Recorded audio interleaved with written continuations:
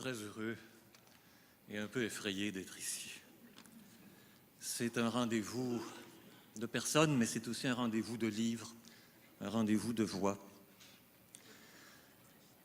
En regard de l'écriture, qui appartient au temps de la solitude et de la lenteur, un prix littéraire peut avoir quelque chose de foudroyant par la soudaineté.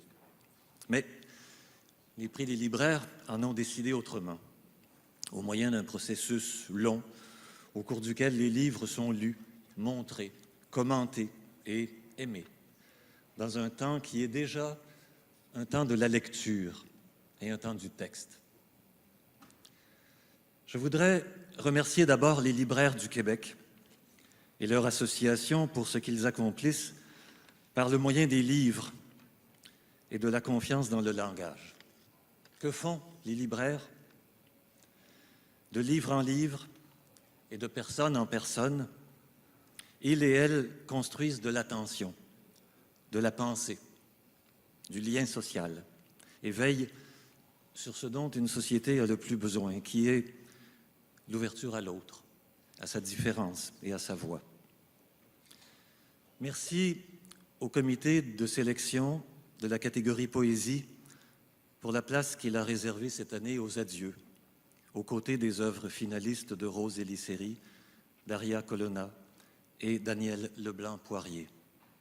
Merci également à mon épouse, à mes enfants et à leurs conjoints qui sont ici et qui savent l'importance des livres, l'exception prodigieuse, l'exception fragile du livre dans le monde des images et des rapidités.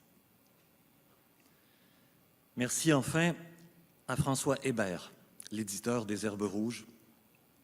Si les adieux lui sont dédiés, c'est parce qu'en vérité, chacun des livres que j'ai fait avec lui depuis 25 ans m'a permis de comprendre un peu mieux, au fil des ans, la responsabilité de l'écriture et l'engagement de l'écrivain.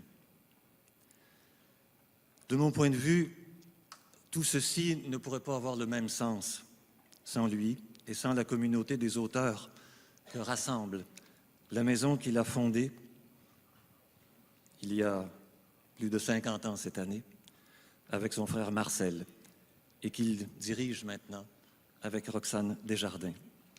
Merci à vous.